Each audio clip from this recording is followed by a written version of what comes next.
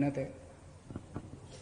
पिछले 2-3 साल कड़ी मेहनत करके सभी लोगों से, एक्सपर्ट से, कंज्यूमर्स से, लोगों से चर्चा करके दिल्ली की इलेक्ट्रिक व्हीकल पॉलिसी तैयार की है। आज सुबह उस पॉलिसी को नोटिफाई कर दिया गया है। पूरी दुनिया में आज इलेक्ट्रिक व्हीकल की चर्चा होती है अगर, तो चाइना को आगे रखा जाता है। कहते हैं कि चाइना के अंदर इलेक्ट्रिक व्हीकल का बड़ा अच्छा काम है। ये पॉलिसी ऐसी है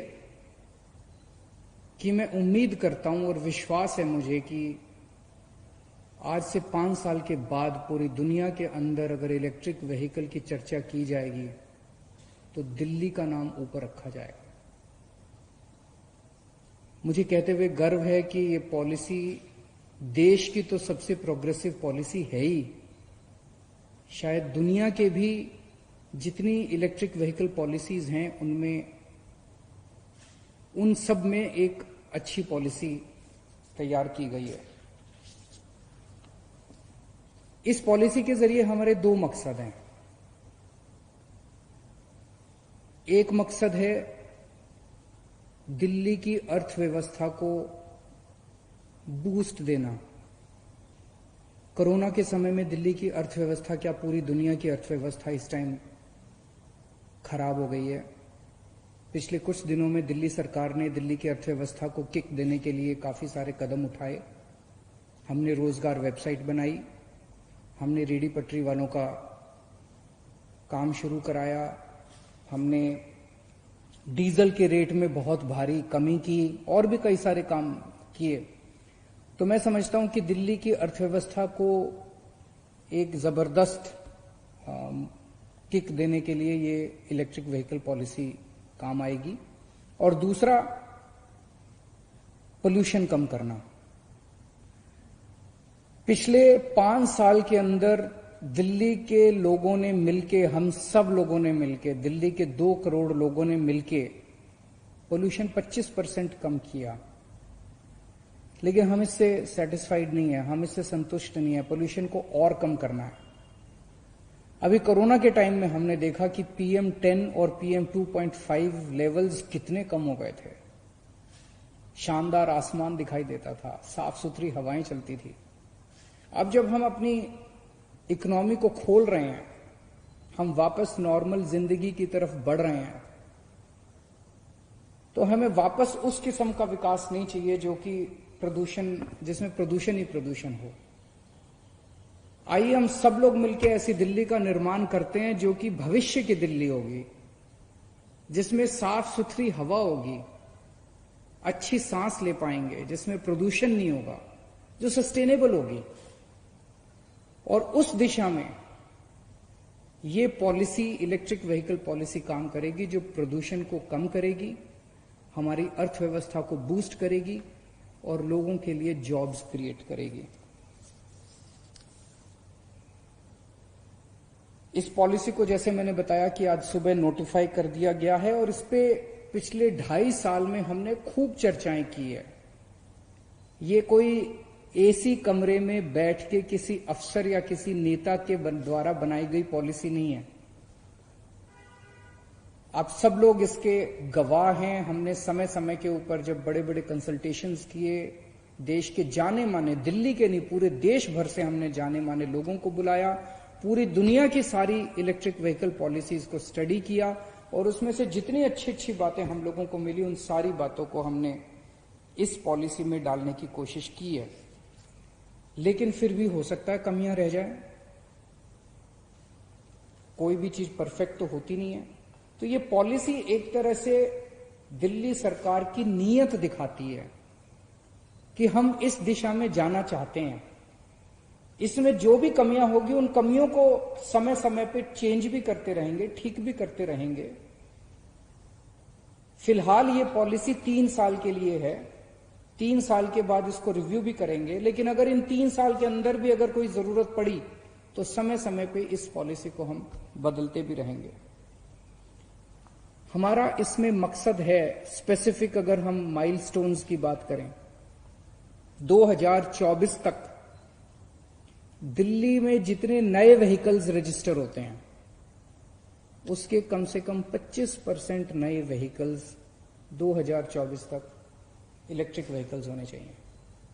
आज ये प्रतिशत केवल 0.2% है, इसे हम 25% तक ले जाना चाहते हैं।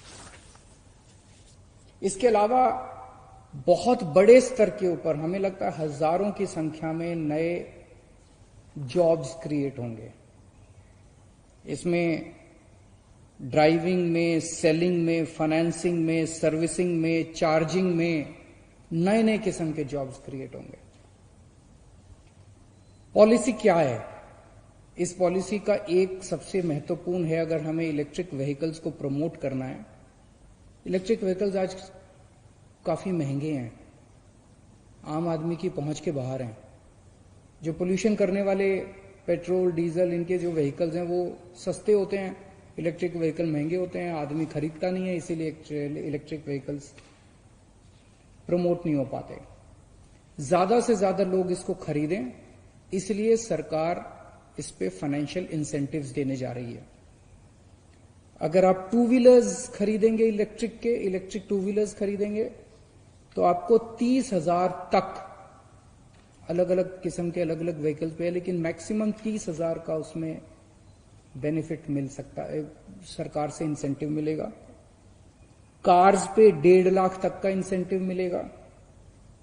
ऑटो रिक्शाज पे 30,000 तक का इंसेंटिव मिलेगा। ई रिक्शाज पे 30,000 रुपए तक का इंसेंटिव मिलेगा।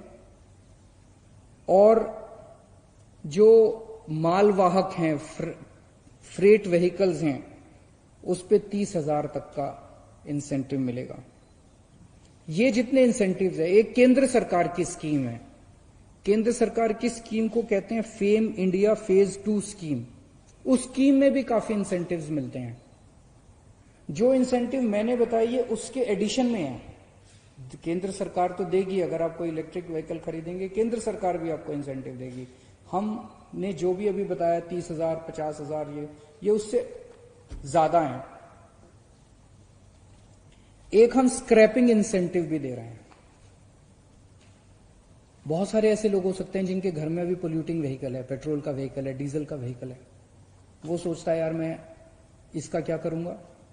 तो अगर आप एक्सचेंज करते हैं, अपने पुराने व्हीकल को नए व्हीकल से एक्सचेंज करते हैं, तो उसमें आपको स्क्रैपिंग इंसेंटिव दिया जाएगा, ताकि आप जो नया व्हीकल खरीद सकते हैं वो और भी सस्ता हो जाए।